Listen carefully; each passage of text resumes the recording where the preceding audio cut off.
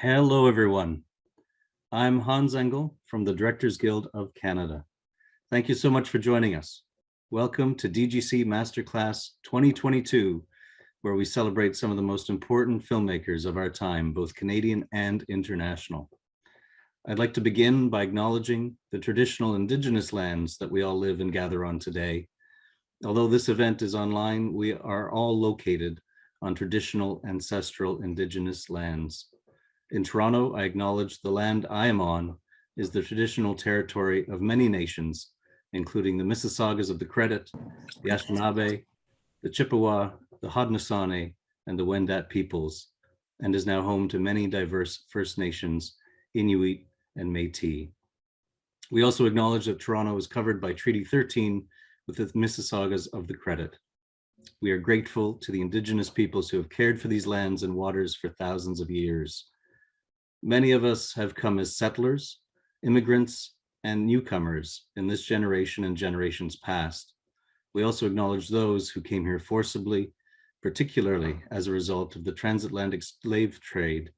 Therefore, we honor and pay tribute to the ancestors of African origin and descent.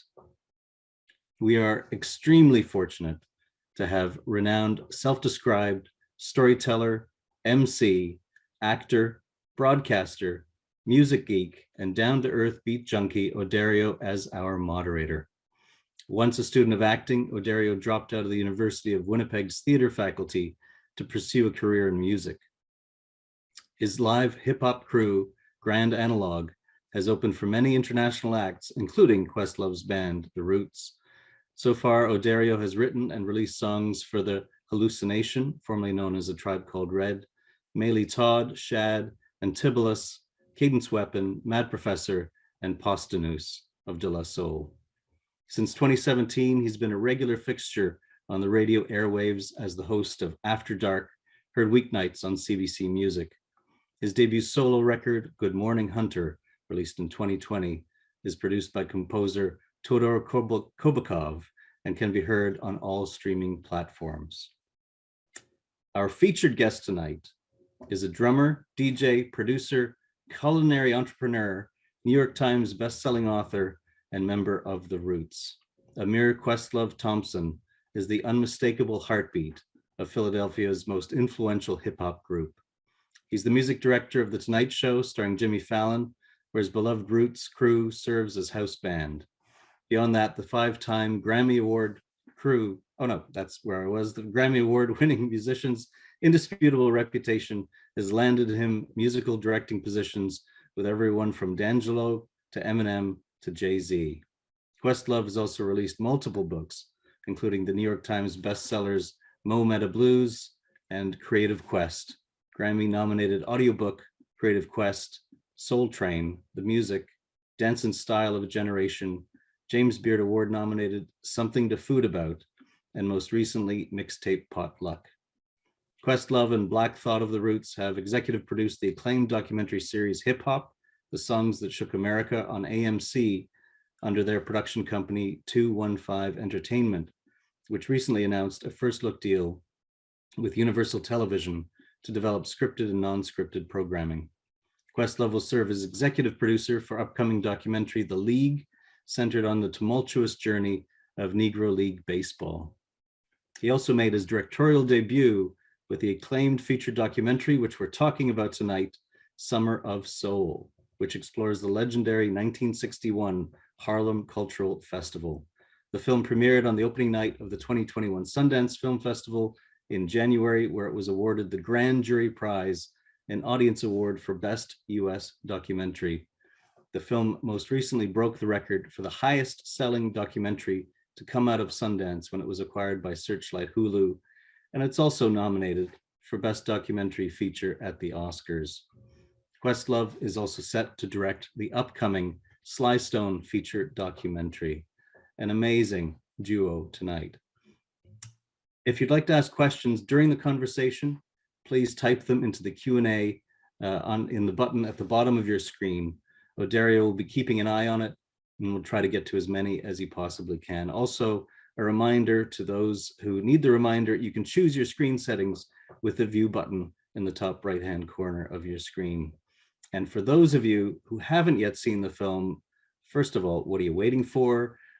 Second of all, let's roll the trailer before we bring them in. Are you ready, black people? Are you really ready? Are you ready to listen to all the beautiful black voices, the beautiful black feeling, the beautiful black waves moving in beautiful air? Are you ready, black people? Are you ready? Nobody ever heard of the Harlem Culture Festival. Nobody would believe it happened.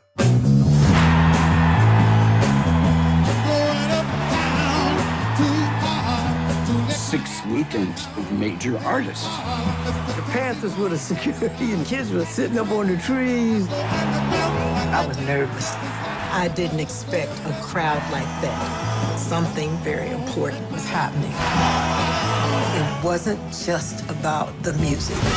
1969 was a change of era in the black community. The styles were changing. Music was changing. And revolution was coming together. We are a new people. We are a beautiful people. That concert took my life from black and white into color. We wanted progress. We are black people, and we should be proud of this. We were coming together to say this was our world and how beautiful it was. We're gonna try to sing a song together. Don't wait for your neighbor, because your neighbor might be waiting for you. Wanna take you higher? Are you ready?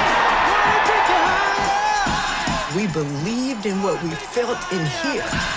So when we went up, let's go. Let's go do it.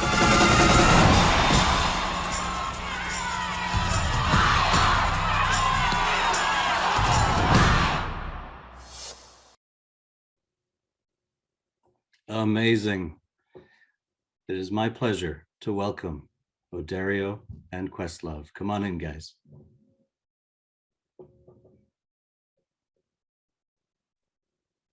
How did I get here? Who are you guys?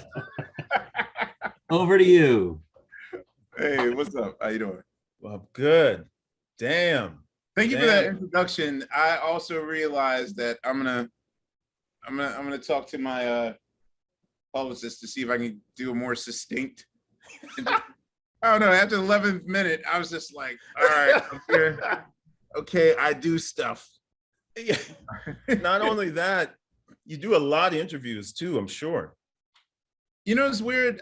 I think I was told my first manager who passed away actually told me that I don't know how they weigh the content of an artist as they, you know, go throughout their career, but I think someone told me that officially, like, if they were to look at the actual volume of weight and as far as like my press, I might be the most interviewed artist It's of all heavy. time. Right. Because I definitely know that at least for the first 10 years of my life, but not life, of my professional career, I was easily a 5 to 7 hour a day interviewee. I think once for a cover story, which was just supposed to be a blurb, but it wound up being a 16-hour conversation. So prepare for that type of energy right now, people.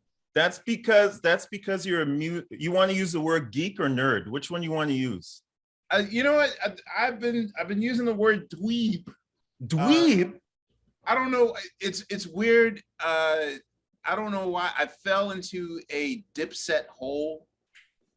I don't know what I was listening to on YouTube, but there was a point where Jim Jones called somebody a dweeb, and that was like, that was one of them high school like names that I remember, like, well, not high school, like middle, like 7th, 8th grade names that I remember. So right. I was like, all right, I'm gonna own that. I'm trying to own all the things that, you know, there was no being cool being a nerd back in the 80s. So, right, but now it's damn cool. oh my God, it's damn near a requirement. That's what I'm saying. So welcome to Geeks and Dweebs, everybody. There you go. I'm hanging with my man Questlove. Yo, let me ask you something. How Philadelphia is this John word? For real, for real. You know, I didn't want to come into this world like all cutesy, you know what I mean? Like, but it's weird that there were kind of two moments during the editing process and you know during and we're editing in the pandemic. Yeah. And one of those moments, my producer Joseph was like, I'm gonna start a tradition for you. We're gonna call this a Questlove joint. Okay. And at first I think inside I was instantly, you know, just as a human being, as an artist, as a neurotic person that was formerly the guy that will always overthink things. You know, I've been told by a lot of friends, a lot of ex-girlfriends have called me the king of no. Like, you know, those people in your life that automatically say no just to be a contrary person and, you know, because they believe in safety and that sort of thing. So instantly I was like, because people go and think like, oh, you trying to be cute. And then what are the movies whack? And then, yeah, I saw your joint, like that sort of thing. And, but I don't know. I let it go because I'm a proud Philadelphian, and a joint is a Philly noun, a person, place, or thing. Yeah. If you're familiar with the hit comedy show Abbott Elementary. No, I'm not. Well, Abbott Elementary, if you were to take the pace and the rhythm of a show like Modern Family, okay, and replace it and put it in a black middle school in Philadelphia. Okay. It's a hit show right now here in the States, and it's like there's a cold open that they had before the show starts where they're trying to teach Philly slang or to like their kids because these are words they use. And I realized like Philadelphia has very distinctive, like we say water, WORDER. Water. All right is ARD. All right. Ard. All right. All right. Bull. That's a male. Like, yo, I'm gonna go talk to the bull. Like, what are you doing right now, man? I'm talking to the bull. Like, you know, I'm talking to the bull. Like, and of course, the king of them all is John. You guys are worse than Boston. We're lazy. That's it. We have lazy vernacular. And instead of say joint, as in that's the joint, you know, that's my jam, that's my joint. It's like, yeah, man, that's my John. That's my John. So that's it. That's my John. So this is a Questlove John. This is a Questlove John. It's my John. So it reminds me of a Spike Lee joint. Yes, but this is a Questlove John. I like that. He's Brooklyn. You know, it's McDowell's and McDonald's. See, I'm serving the Big Mick. I like that. I like that. Yeah. Okay, were you inspired at all by the man though? It's literally impossible to not be. I'm gonna tell you how effective Spike Lee is. Because of Spike Lee, I'll say that I would like to think, you know, She's Gotta Have It came out in '86. Yeah. I wasn't that keenly aware of what we now just casually call like art house films. Yeah. So, but I realized like, oh, you know, there's something much more than just the, you know, the summer popcorn films and the popular ones that we talk about at school. There's these other types of films that I see getting better ratings and better reviews than, you know, Throw Mama from the Train Part 3. Yeah. So I think around '86, I started to get heavy into art house. There's like a really good art house movie theater in Philadelphia, which weird enough, I would like to say that probably next to Patton Oswalt, I would have liked to thought myself as the guy that really has a knowledge of like all the great movie houses across the states, because in my days off, I love going to the movies. Like even now, if I had a Friday, Saturday, and Sunday off, I've had moments where I'm in New York City and I'll see that something's playing at Quentin Tarantino's movie theater in Los Angeles. And I'll just be very casual with it, and like, all right, I can get to the airport on time. Yeah. Run to the airport real quick, hop a 5-hour flight just to see this film. Right. And hop and come back. But you know, I keep, you know, that's to me, it starts with Spike. And then once you study him and his canon and you watch interviews and you listen to directors' commentaries, then he leads you down other roads. And then I'm studying what you know, it just leads you. I'll say that a lot of my education, having lived on a tour bus for 20 years in the Roots, like we've been on a tour bus from like 93 to at least 2010. That's I'm the art house DVD person. I'm the Criterion collection part of the yes. No, but Tariq is also like we have a balance on the you know, so sometimes it's Master P night, sometimes it's of course. Of course.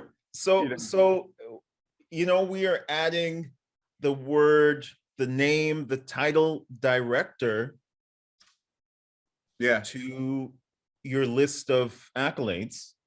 So first time director, I do remember you had to thank your girlfriend, your partner, for, well, I'll let you tell the story, but you had to thank her. Keep the peace in the house. No, I'm playing. No, pushing you over the edge.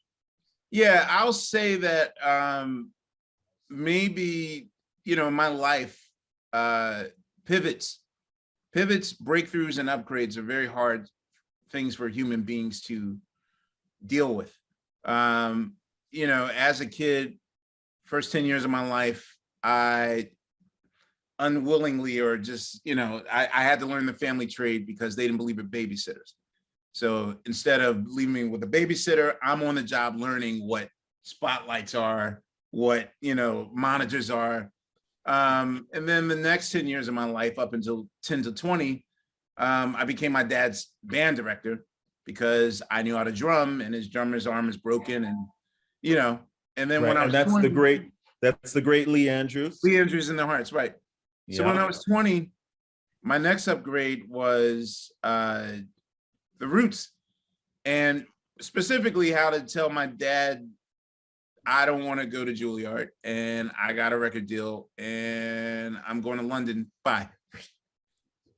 And so 30 was, you know, after spending those years with the Roots, like, can I go step outside the Roots and work with other artists? And that's where the D'Angelos and the Jay-Z's and all those people come into play. And then when I was 40, and all this happens in the first year of each decade, like when I turned a milestone age. When I was 40, the big pivot was, do we leave all this behind for the last 20 years to do a television show? Right. That could work or not work. Right. And there was a risk, but we took it.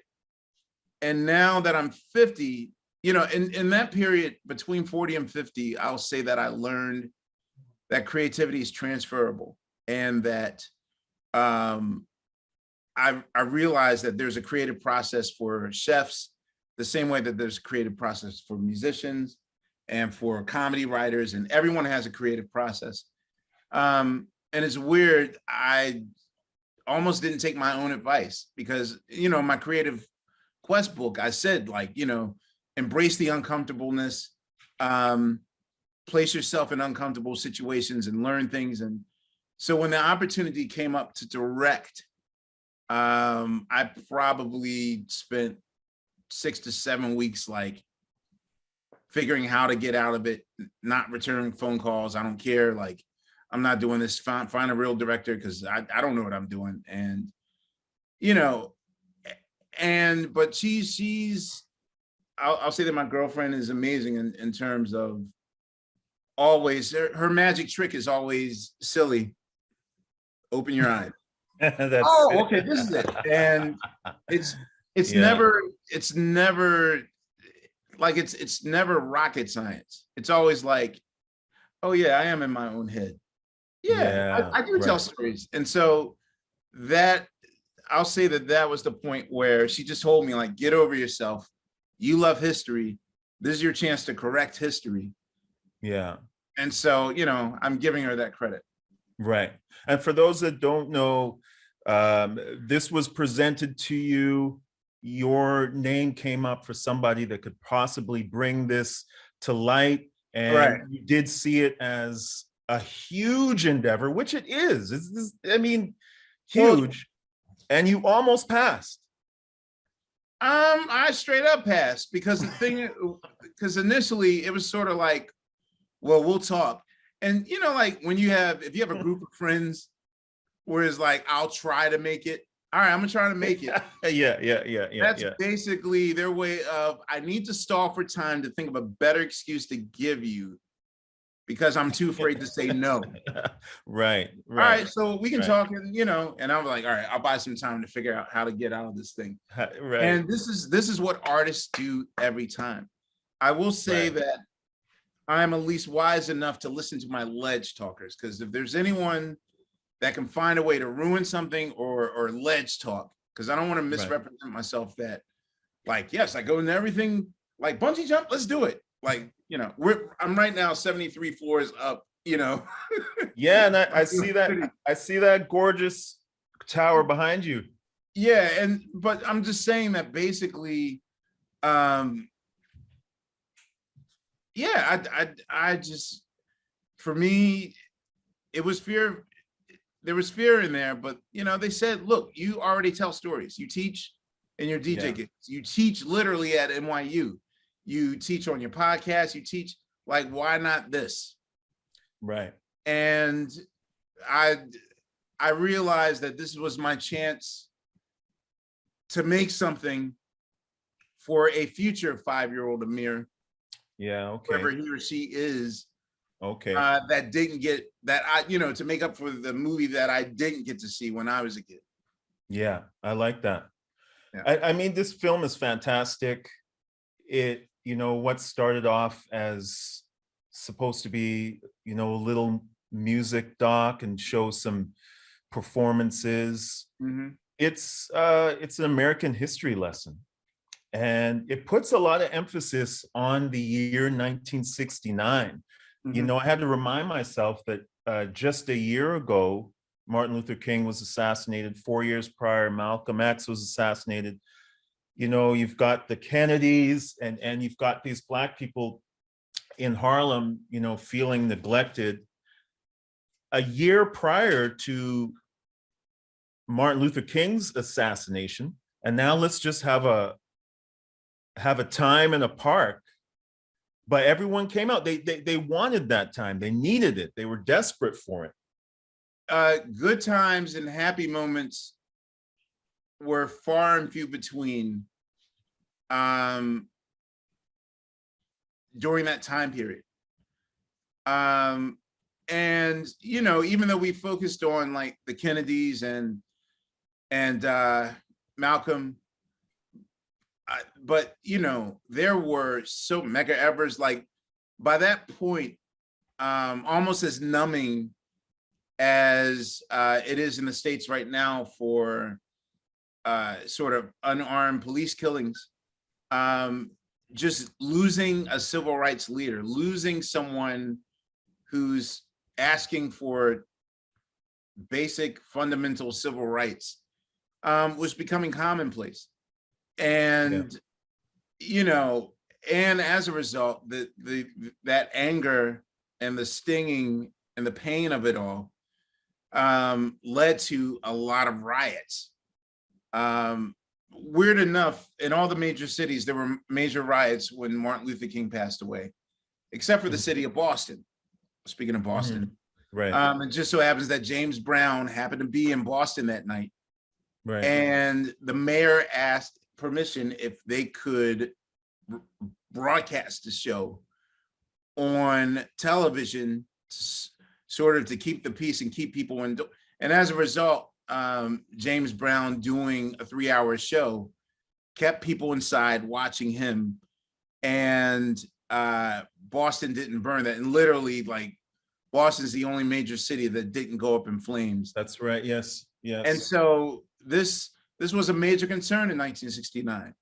Like, there's anger in the air and people are feeling hopeless and lost. We got to do something. And Right. that's the main reason why this festival was allowed to happen in the summer of 1969. Right.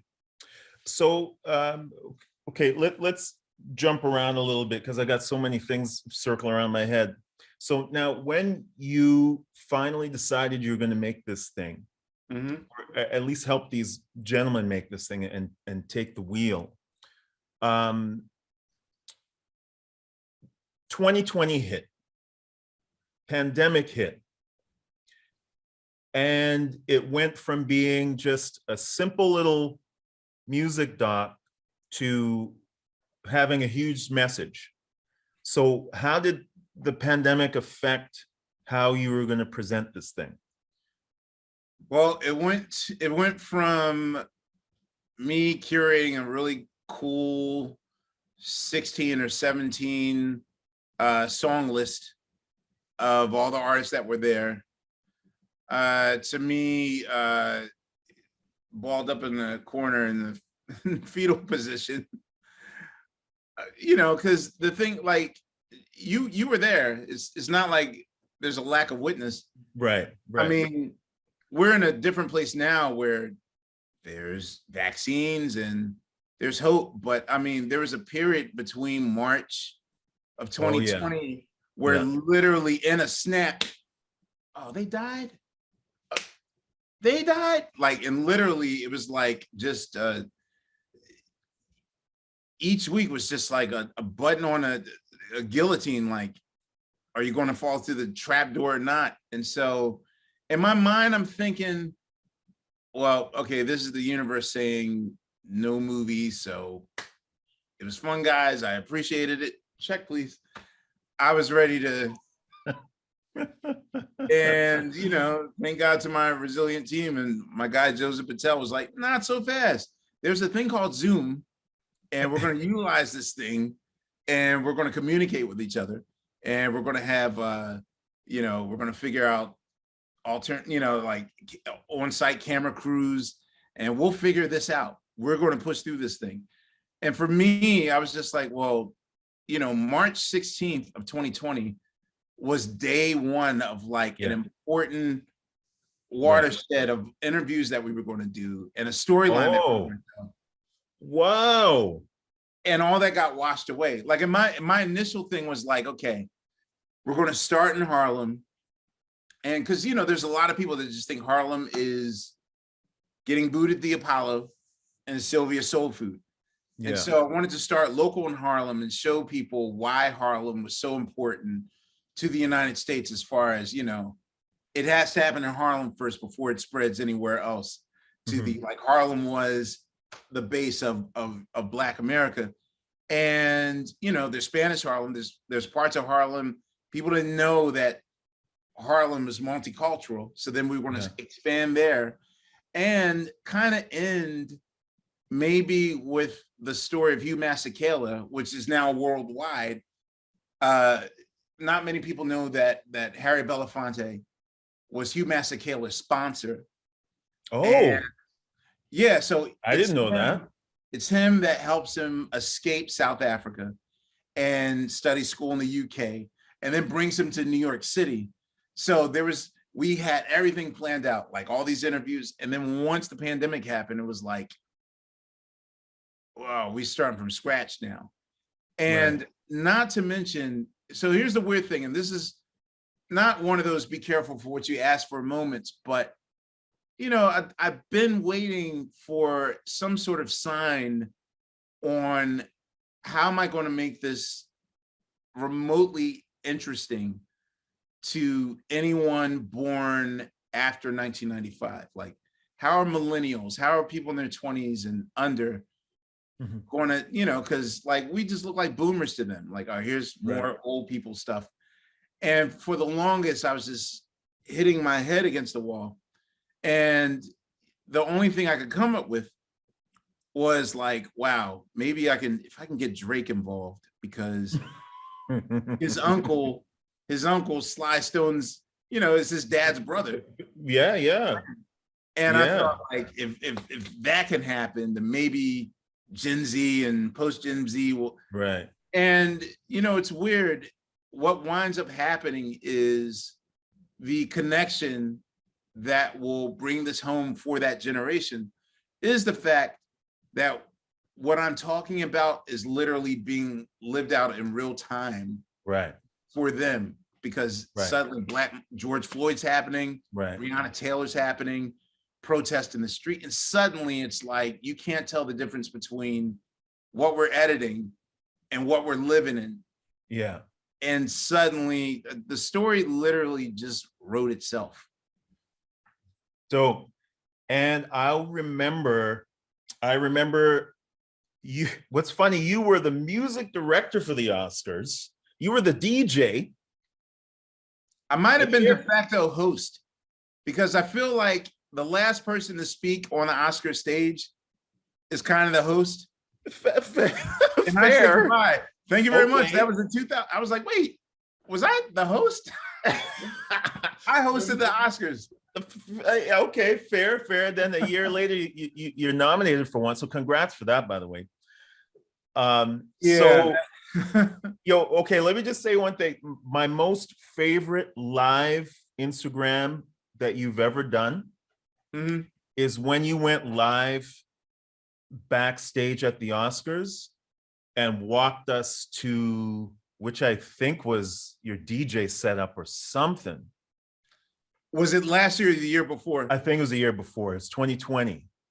It was 2020. For some reason, I've been involved in the Oscars for 4 years in a row. I remember the first year was just me doing something for Lego Movie with The Lonely Island.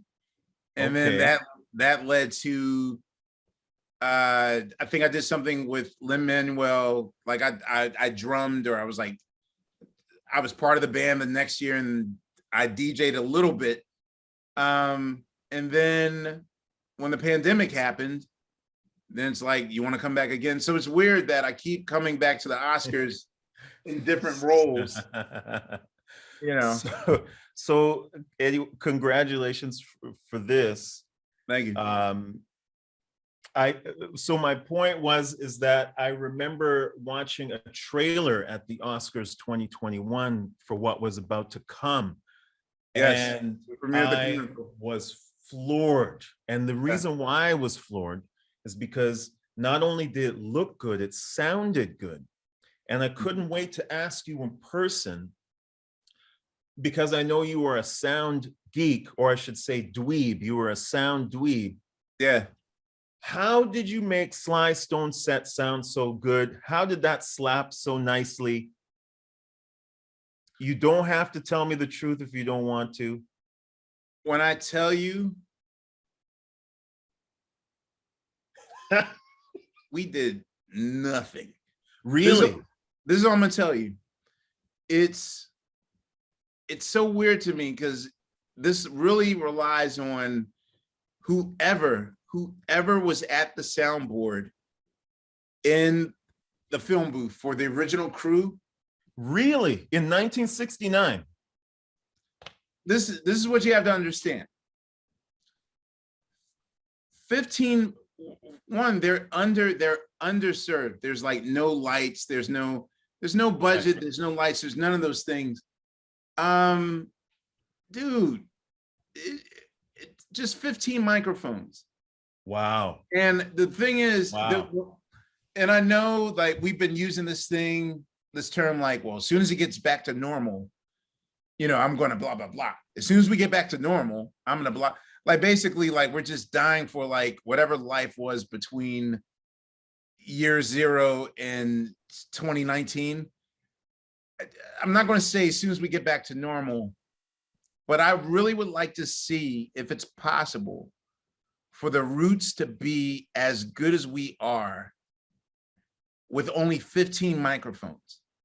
The things they did back then, man, seriously. But it shows me that less is more, because literally we sent the film to be mixed, you know? And when I heard it, we kept looking at each other and nobody was saying real. And and nobody said nothing. And here's the thing. I've made and produced over 30 albums. And I know what demo-itis is. And I've learned some of the biggest arguments in the Roots is in the name of demo-itis, where, you know, Tariq might be married to the rough mix that he wrote a rhyme to. And then when I take the mix and mix it and really put my magic on it, they're like, nah, this doesn't feel like the same. I liked it. And so many demo-itis, you know, so many arguments have happened in the name of demo-itis. We've dropped great songs off the record because it's either that or pugilism in the name of demo-itis. And so I do remember saying to Joseph and Zara, like, okay, this is kind of a white elephant in the room, but is it me or did I like the way that the music sounded? Wow. Just off the rough mix of what was 50 years ago. Wow. We were like, yeah, kind of like that. I was like, so can we just tell them not to do much to it? Like, we don't have to mix it, but wow. And literally it felt natural. It's rich. For those of you who haven't watched it yet, probably hopping on just to listen to us chat first, listen to the Sly Stone set. The drums, everything, that track, the whole set is perfectly mixed. The gospel set. Let me tell you something about the Sly thing. So, you know, my first draft was 3 hours and 25 minutes. That's right. We were going to get to that. Yes, go on. So the thing is that, you know, I'm wrestling in between what performances gave me goosebumps versus the hits. You know, because like if you have the fifth dimension, you might have to do Beautiful Balloon. You got to do My Cherie Amour if you're Stevie Wonder. But also like, well, what about the magic? Like the magic's in this before. In this, right. And some of the songs that weren't hits gave me more magic than anything. Right. So okay. There's a point where we're trying to cut 90 minutes away from the film, and I'm fighting tooth and nail for everything. And I remember they were like, look, Sly's already doing 2 songs. Can you let's get rid of Sing a Simple Song? And I was like, yo, you don't understand. If I let one of the most popular breakbeats that has fed over 500 songs, which is Sing a Simple Song, if I let that on the cutting room floor, like hip hop will not forgive. Like I gotta give them one drum break. So I fought tooth and nail for the Sing a Simple Song inclusion. And I fought tooth and nail for the Lost Wallet story of The Age of Aquarius with Billy Davis and Marilyn McCoo. I love that. Okay, let's dig into this. Okay, so for people that don't know, Brother Question here was handed over 40 hours of material in order to make this 2-hour film. He had brought it down to 3.5 hours and then had to chop another hour and a half. 2 hours. They wanted 90 minutes. Oh man. And I was just like, okay, there's no way you can get me to drop more footage. Like how? So I had to fight.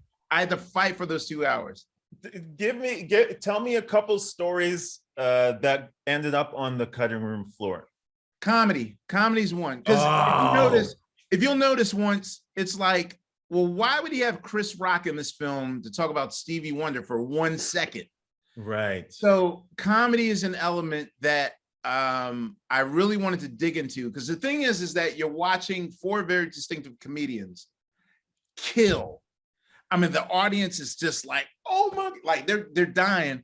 But I noticed that comedy might be the one form of entertainment next to food that is a very timed thing. Like, milk is great for your cereal, but that milk carton you brought in 1976 might not hit you the same way in 2020. You know what I mean? Right. And so, you know, there's and Pigmeat Markham, who's the one artist that's performed the Apollo Theater more than anyone. I mean, his level of comedy starts off in minstrel, blackface, every level of black comedy from the 30s to this point. So, but he's such an expert at this sort of level of vaudeville, like a Black Abbott and Costello thing that he does. And then there's Moms Mabley, a Black woman, one of the most popular Black comedians of her era. And then there's George Kirby, a guy who, you know, like a popular comedian used to be this cat named Rich Little. It's hard to see now. Maybe in SNL, they will take like a person that knows how to imitate people well. But that was like a gift. And so George Kirby was like the guy of 1,000 voices. He could do Johnny Mathis and Sammy Davis and Pearl Bailey, like people of the day. And the audience was like, yo, he's. And then there was Willie Tyler and Lester. Black ventriloquist act. Yes. It would have taken me about 25 minutes to really explain how Black humor functioned throughout time, from its minstrel beginnings to that end. So it's like I had to chop that because I lost half of my interviewees. Like, you know, I have Whoopi Goldberg and Chappelle and all these comedians, but then when the pandemic happened, you know, everyone like went to their corners. So there's that. There's a lot that we had to drop, but that's a chunk. So, okay, so having said all that, now mind you, you did get Marilyn McCoo, so you got points for that. You got Marilyn McCoo. I mean, the real Marilyn showed up. You know, it's weird that that's magic you can't plan. And it's magic you can't plan because I'm certain that maybe a more experienced, and I mean experience in terms of one that's, you know, if I had been doing movies for 10 years, I might know, okay, we need an emotional component. Like, give me some onion. Right, those things, right. And the emotional component of this film came from the two sources that I instantly dismissed from the gate, which was, I mean, I didn't dismiss Billy Davis and Marilyn McCoo, but it's just like, I didn't know what story I was going to get from them or what it was like, you know, and I went with the flow, but Marilyn McCoo offered me a door and I went through it. And it started with, I did a side comment that I didn't even mean to be answered. I said, you know, it's weird. Of all the decades I've been watching you guys, I didn't know that you guys knew how to dance. Because the thing is, when you watch The Fifth Dimension, like when you did when I was a kid, they were very sophisticated, very prim and proper. They move sophisticated. And it's almost like I recognized, I was like, wait, you guys do know how to dance and get down. But the only time I've seen that is here. And then that sort of started the ball rolling on. Yo, she got emotional on that part, man. Right. And that started the ball rolling on how important the show was to them to at least connect with Black people. Yeah. Because they came out the gate as a pop act. Right. And I realized then, so code switching works even in entertainment. Like, it's not just, you know, in the office place. And code switching is something that Black people are very familiar with in terms of, a friend of mine told me, he joked, he's like, yo, Black people know 2 languages when they come on the earth. They know Ebonics and they know job interview. And job interview is, yes, very much, Mr. Johnson. Motherfucker. You know, it's a switch thing that we're equipped with because it's for survival, which is why Sly and the Family Stone's entry into this thing was revolutionary, because Sly did the one thing that none of those acts did, the most revolutionary thing that Sly did that day was come on stage in his street clothes. I love that. I No love one, are you crazy to come on stage looking like this in your play clothes? Like Black people have this thing, like your school clothes and your play clothes. And your church clothes. Yes. And you, and I the love main, that. I was raised in a household where if I went outside, if I went to the movies, my grandma made me put a suit on. If I got on a plane, and that's because it's in case the police get you. That's right. If you're in a suit, you might seem harmless to them. And that's, and that was the code like that. So now when I go in the airport and I see like kids just in they're like their pajamas, I'm seething with anger because it's like, yo, that freedom you have, like you can sit on the plane in your pajamas. I had to wear a 3-piece suit when I was a kid. That's right. That's right. Yeah, and my second emotional component was Musa Jackson, who I thought was way too young to give me any meaningful insight. And the fact that, and it's so weird because Marilyn McCoo, no, I'm sorry, Sheila E. told me, she's like, you know, I had to maintain my composure when I saw this footage. And the first thing I wanted to do was cry because she said like, even 11-year-old Sheila E. needed to see this when she was a kid. Yes. You know, like it's yes. And that's the one thing I didn't plan on happening. Yeah. That I got nervous about. Like, do we stop rolling or should I get a tissue? Like, I was nervous. I didn't realize like that emotional component helps this film, you know. Yeah, and I love that you stumbled upon that. I love stories like that. I didn't know that. I like that you brought Sheila E. in and she's looking at this Ray Barretto clip and, you know, she wasn't even there, but she got emotional over it. I love that, you know? Yeah. Well, it was important, you know, like I know that once we decide to go to the narrative route in terms of like talking about what socially happened, but also talking about how this festival happened or why it was allowed to happen. But then there's just nerdy stuff I wanted to do as well. I wanted to know like different drum techniques, different musician techniques. I wanted to know what was on the Staple Singers rider. Like I just wanted to know like, nerdy backstage stuff. Yeah. I knew that Sheila E. could give me great commentary on the difference because the drum solo was the most prominent thing that from Stevie Wonder all the way to, I mean, there were at least 11 drum solos. And I wanted the drummer expert that I trust to explain these things. Yeah, I love that. I love that. And, you know, back to Fifth Dimension, the Marilyn McCoo part, just to have her tear up and say she just wanted Black people to appreciate their music, you know, it got me thinking how that narrative has stretched for decades. It got me thinking about the intro of Things Fall Apart, your 99 album, and you use that clip from Spike Lee's Mo Better Blues, which spoke on that very subject, playing for Black people.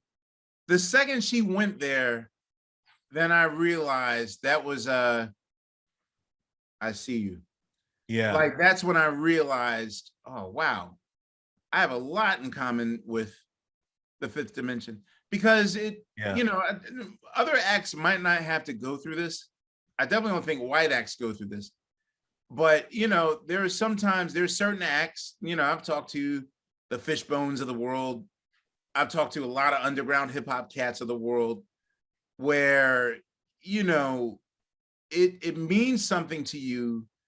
And I think oftentimes people want to ask or are afraid to ask, like, well, why is it such a big deal that, you know, that there has to be a diverse cast or, you know, this thing happens. And it's like, people want to feel seen and want to feel heard.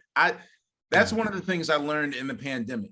I learned that we've been arguing wrong. Okay, Mm. am I about to go in TMI territory about my personal life? No. But here's the deal. I've learned. Well, thank God, my girlfriend and I were, there've been a lot of births in the pandemics and a lot of divorces and breakups because, to live with a person for 19 hours in the same roof is different than going to work for 10 hours and only being with them for 7. But I learned not how to argue, but how to communicate. And oftentimes I've learned that the goal in people's lives is, I know we do this thing where it's like, I have to be right. And there are some people that live with, would you rather be right or would you rather have a solution? But I will say that people in general want to be seen and be heard. Yeah. More than being right. And, I feel as though for a lot of artists, it's frustrating sometimes when you don't see people that look like you supporting you, because you want that feeling of pride, like, oh, they're proud of me and that sort of thing. So I understood where she was coming from. Yeah, and it's the music you're making that you wanted it to connect with people. Resonate, yeah. Resonate. Man, even Bob Marley said it. Bob Marley's first American tour, he wanted to know why there was no Black people in the audience. He couldn't understand it, coming from Jamaica, where it's 90% Black. He didn't understand it. So then what they had to do was throw him on top of a Earth, Wind and Fire show, just so he could see. And you know what happened then? The Black folks waited for this man to finish so they could get Earth, Wind and Fire. Well, there's also an opposite story. One of the stories I learned about the Commodores and Lionel Richie's exit was that Bob Marley opened up for the Commodores once in '79. Yeah. This is when he was God, because by 78, 79, suddenly like Bob Marley's a whole nother entity. And he tore it up. And then the second that Marley was over, half of Madison Square Garden just left with him. Whoa. And I think that was a wake-up call to Lionel Richie about like, whoa, I gotta fix this situation. I can't have this. That's borderline. That's borderline Whitney getting booed at the Black Awards, the Soul Train Awards. No, it's for me, that's an important connection, and so yes. So that came off of the fifth dimension story, because I'm not gonna lie, before that, Fifth Dimension was never really my favorite. I didn't like that Aquarius stuff, and then until I saw that story, I changed my mind completely. I get it. And watching Marilyn this helped them a lot. Tear up like that, dude. The fact that I was a part of that, and we actually spoke yesterday, and the thing, like, I was raised on them. Like, I was raised in a 3,000 record household, and just I grew up watching they had a variety show on in the 70s, and it's just like freaking me out that, like, wow, like being raised on your variety show and being raised on Solid Gold, the show that Merlin hosted in the 80s, like, wow, like I did something to help you guys out. Like, wow, that's an amazing that's amazing moment. That is amazing. I'm happy for that. Yes, that's amazing. So for the folks so interested in the documentarian side of you, I should ask some of those questions. Sure. So as a documentarian, how did you approach finding people that were there in 1969? All right, so I'm sure you're familiar with the wait, if an animal is in it, is it a fable? The little boy that cried wolf. Yeah, we can ask our audience of 100 down there. So I will say that was a common denominator amongst everyone involved. I'm told about this thing, and I didn't believe it happened. I Googled it, and nothing came up, so it didn't happen. So what are you guys really trying to tell? Is this a trap? And the way that I voiced it on social media was like, yo, do you got a crazy grandmom that swears to God that sometime in 1969 she saw a free show with 80,000 people that no one can prove And everyone came back in droves like, yo, that's all my mom or my grandma talks about. I saw Stevie Wow. Wonder. And it's like, we thought they were lying. And at least for Musa Jackson, it's like, I know that his tears really came from finally someone believes me. And that's the thing. I needed witnesses because no one heard of this thing. And my first question was like, yo, is Black erasure this easy? Is it this easy? Is it so casual? Is it like checklist, like that casual that you can forget something as if it never happened? And here's the weird question. A month after this film comes out, the amount of emails and DMs that I've gotten from, the typical body of the letter is, hey, Questlove, I don't know if you know this, but in 1976, we threw a festival and with this platinum artist, this icon, this platinum artist, this platinum artist, this god of acting, and And, we shot like 16 hours of it, but the footage has been sitting here at the University of blah, blah, blah, blah, blah for the last 40 years. Maybe you'll want to do something with it. And I'm like, no. Wow. So about 9 of those are happening right now. Yeah. Like you're looking into them. Three of them are about to come to life right now, of films that like I thought I'd never seen this. Like I've heard about certain, I don't want to jump the gun. Well, of course, them announcing it. But yeah, one film in particular that I knew about in the early 70s that has been talked about and no one could find. Literally, the 11 master reels were placed in the wrong canister. Okay. And they've been searching for this film for the least the last 5 decades. They just found it. We just found it. So yeah, a lot is about to be unearthed. Hopefully this is the sprawling of beautiful Black stories we didn't know that we needed. Yeah, that's right. Absolutely. So tell people about Hal. Well, in terms of how I got them, or yeah, so Hal, his name's Hal, right? Oh, Hal Tolson. Yes, Hal, yes. I thought you meant H-O-W. Yeah, Hal, so the seed starts with Tony Lawrence. Tony Lawrence is a Google engine search nightmare. The one question I could not answer is what happened to Tony Lawrence? Quick question, is he still alive? I'm afraid that answer might have to be no. We have not confirmed. Wow. The paper trail on his life sort of stops. Wow. In like the 90s. After the 90s, we don't know what happens to him. So for people that don't know, he's pretty much the Don King of concert promotion in Harlem. Or the way I like to say it is he's the good version of Adam Sandler's character in Uncut Gems. Okay. Not the guy that will rob Peter to pay Paul, but yeah, he definitely would hustle. And do you know that Stevie Wonder's doing my thing? Really? I want to do it. All right, great. Hey, Stevie, do you know that da-da-da is doing my thing? Really? I didn't mean that. And, but that's how he would hustle a moment. And, that has to be the thing, because why else would Sly and the Family Stone do this for $2,000? From San Francisco, like the whole band. I don't know how he did it, but it was definitely a hook or crook thing.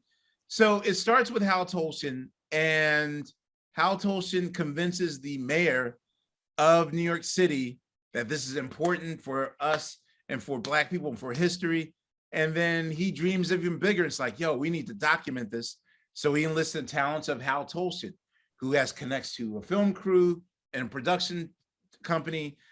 And they document 5 weeks worth of this festival. And side note, they would have documented 6 weeks of it. However, the company that Hal Tolson hired already had a commitment on the last week of August to shoot a pilot for a television show that they couldn't get out of. And that left Hal and Tony scrambling on, okay, well, we got to put our big hitters on the first 5 weeks. And that last, the last week, we'll just put the unknown, we'll do the Miss Black Harlem pageant there, and we'll put the unknown acts. So they put the nobodies on week 6 because there's no camera crew. Wow. So here's the unfortunate thing. We missed an opportunity to watch the very first public performance of Luther Vandross at the age of 17. He was the local nobody. So, yeah. Also, Jimi Hendrix was a close but no cigar moment. I love these stories. I don't know if it was due to Jimi Hendrixing or if it was amount of time or getting on the schedule, but he wanted to come on with Sly. Sly was unannounced.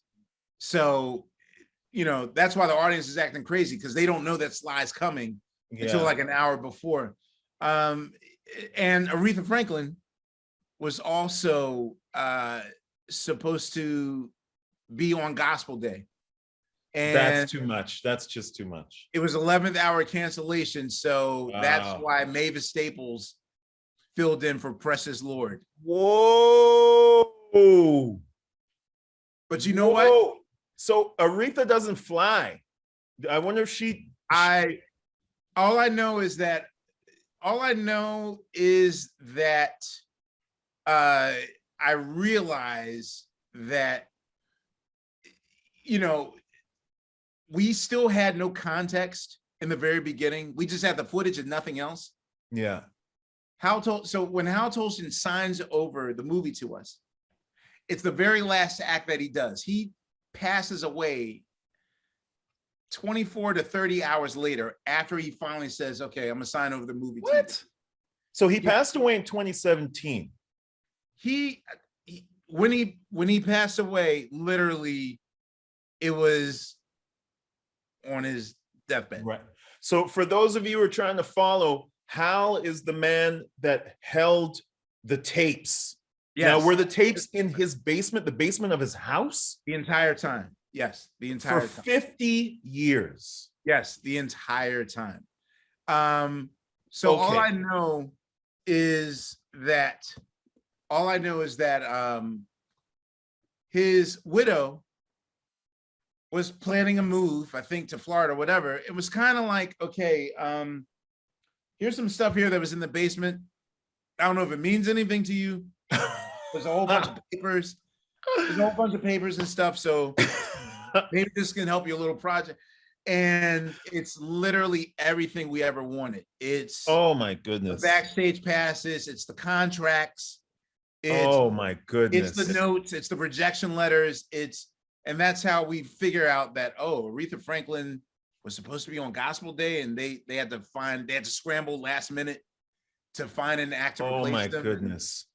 So much that we found out, and that's kind of how the narrative part comes into play, because now we have a little context of photographers and musicians and that sort of thing. Wow. Okay, one day I got to ask you a lot more about this, but a guy named Rick just made a very good point, and it is a very good aspect to this film, is how 1969, now I brought this up earlier, was a pivotal moment for Black Americans. It was the end of the Negro and the beginning of the Black person. Right. And I love that you I'd love to hear more about her. I believe her name is Charmaine. She worked for New York Times. Charlene Hunter Galt, yes. Charlene Hunter. Charlene Hunter Galt. Very, the one thing I wanted to do in this documentary that you really don't get in a lot of other documentaries, it's like, okay, now that we're going to go here and be a history lesson, how are we going to separate ourselves from other documentaries that we've seen? And the one thing that you rarely get to hear in civil rights documentaries is you don't often hear the voices of the women that were also a part of the movement. Like we Mhm. often think that the deacons of the church and these men are the ones that organized everything, but so many women were part of this movement, and it felt important to find the voices, which is why with Denise and with Charlene having two women that organized and was very, very instrumental in the civil rights movement to have a voice in this thing. And, you know, her story of being, you know, one of the first students to sort of break, you know, to be one of the first students that's at a college, one of the first Black students to, you know, her mere presence in her dorm starts a riot. You know what I mean? And Yeah. so, you know, she's a journalist that has history in terms of being, she was one of the first journalists to use the word Black, which seemed very radical back then. You know, Black people have often, like, you know, I remember a time where, and if you call me African, if you call me African in a schoolyard, Yeah. I might have to beat your ass. Like that's Right. that's how deep the self-hate went Yeah. with us in the 70s. And really not until I became a teenager. To be honest with you, like I'm one of the few Americans that is able to trace his genealogy. Like in 2017, I can finally say, like, yo, I come from Benin. Like Wow. I know my slave ship, and I know my Wow. I'm 1%, the only 1% of the people, because of my story of being literally, my ancestors was on the very last ship that came to America. And on a coin toss, on a bet, on a $10,000 bet. But I digress. That's the other film that is happening right now that I'll probably talk about next year, called Descendant. But yeah, just the identity of knowing who we are. That's important. Seeing ourselves, knowing who we are, taking pride in ourselves. Like that's important. That's extremely important. I love that. Thank you. Man, I'm looking out for that. Hopefully I'll be the one chatting with you about that as well. Yeah, it's called Descendant. And Okay. we just we signed it to Higher Ground. It's literally a story of Africa Town. So my ancestors were the last captured Africans that wound up in Mobile, Alabama, long after slavery was over, but there were still people trying to cut deals like slaves over here, that sort of thing. And once they got here, of course, their captors got arrested for illegal activity. It was sort of like having cocaine on you, not, you know, not like, oh, this is morally wrong, but it's almost like you had illegal cargo. So they established a place called Africa Town, which they essentially said, like, okay, if we can't go back to Benin, we're at least going to try to figure out how to live on this land and act like we're in Africa.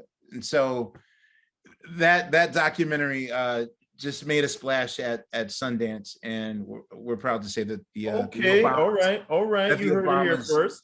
Yeah, that the Obamas are signing it. So okay, yes. Okay, I got one more question for you. This is a geek and dweeb question. Yes. So I can't believe I finally get to ask Brother Question this question. So if you could go back in time, yes, 1 year and live it in your formative years, pick whatever age you want, and it has to be a year and a city. Now, I always ask my dweeb friends this question. We always, you know, my last answer was 1982 Lower East Side. Right. So you might want to be careful. you might want to be careful. I would love to be 1982 Lower East Side for a year and just have the time of my life. One time it was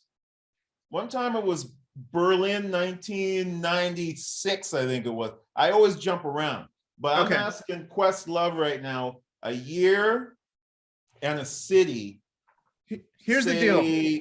Like 24 or something like that. I got you. All right. So last night, before last night, there was one time where I knew I was witnessing history in terms of me witnessing it, me not having anything to do with it. Okay. Now, you know, when I get with D'Angelo, I always feel like every performance is historical. Like, I feel like at least of the 100 performances I did with D'Angelo, I know someone's life had to have been changed watching in the audience, and that inspired them to do something. But in 1997, I was sitting in the audience, and we just got word that Luciano Pavarotti cannot perform, and the producer of the Grammys is frantically like, "Does anyone here know Ave Maria by Pavarotti?" And I mean, it's like a moment where it's like, no, no, no. And the most unlikely source said, "I'll do it," and it's Aretha Franklin. Okay. So, you know, we're like, wait, what's about to happen? She comes and she killed and sings it in the town. She killed Ave Maria. So I thought that was the one time in my life where I get to say I was there. Like the way that whoever was at the Shrine Auditorium watching Michael Jackson do the moonwalk for the first time, or whoever's watching Prince debut a song called Purple Rain the first time, or, you know, like that historical moment. Last night, I got to witness that moment in the form of comedy. I saw Chappelle and Chris Rock do one of the most amazing off-the-cuff 2-hour conversation where it was like they were Run DMC. Like, I was like, I've not seen mastery. Like, it was like if I could watch 86 Mike Tyson and 67 Ali spar, or if I could watch 91 Jordan and 91 Jordan versus like 2007 LeBron. Like, and I was like, wow, I'm watching something historic. Where was this? Where was it? Last night in New York City. Just got a quick, hey, we're gonna, I was like, I gotta see this. And I'm changed. That said, the reason why I'm changed is because as a historian, I have so many magic moments documented, but I wish I was there to see it in person. So if you're asking me if I could choose a year at the age of 24, I would give anything to see the Bootsy Collins, Phelps Collins, Clyde Schofield era of James Brown. Woo! Specifically, what's that, 72? 74? So their last year was 70. But according to one of my speakers in Summer of Soul, Alan Leeds, who was like Prince's manager. And Alan Leeds tells a story about James Brown opening up for the Dells in Philadelphia that had him so nervous backstage because the Dells were killing it. It was to the point where James Brown was like, yo, throw them off stage right now. Like, James Brown was losing his lunch over getting upstage by the Dells. And he used that nervous energy. And Alan says, like, he never saw James Brown work harder in his life to prove that he's the man. And I wish I could see that performance. So, I would like to be a 24-year-older in 1973 to watch that concert. And then I would also run to my childhood home and intervene and sort of set, you know, figure out a way to get to my 2-year-old self to make sure that I stay on my path. That is a good one. That made me think of that, oh boy, that Teddy Pendergrass. You were in it, actually. Yeah. When what's the name of the cat that put his name on the marquee? Oh, but he Harold wasn't doing the singing. The Blue Notes. Yes. Yes. Harold. Actually, okay, I got to leave you with this quick story. Okay. I later found out that James Brown's The Payback was kind of his version of Hit 'Em Up, Tupac's Hit 'Em Up. Yeah. To Harold Melvin. What? jealousy and player hating was very rampant among singers. And I mean, it could be one, you could turn your back for one moment and then see your girlfriend walking off with the next whatever.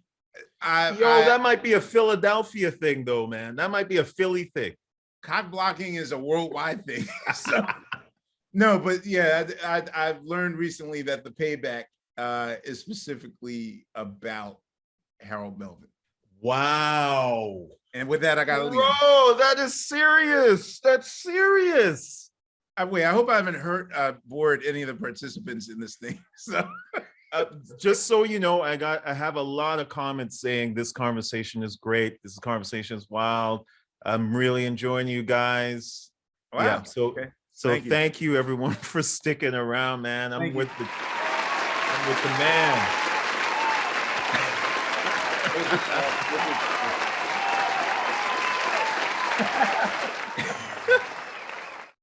Thank you. Once again, I guess I should let you go, my man. I can talk to you all night. I know that already. I got a little more to do tonight. Yes. Thank you very much. Yo, and thank you for the view. I see the World Trade Center behind you there. That's beautiful. Yes, this is my bedroom right now. I love it. I love it. And as you can see, I'm a kid. I live under galaxy lights because I don't know. I love color. Like, I don't have one normal lamp in my house. Like it's all like art installations. That's because you're a dweeb. Yes, I am. All right. Thank you very much. All right, my man. All right. Thank you so Thanks, much. everyone. Good luck. Good luck with the Oscars and the Grammys. You're nominated for both. So good luck on both those. Thank you. All right. All right.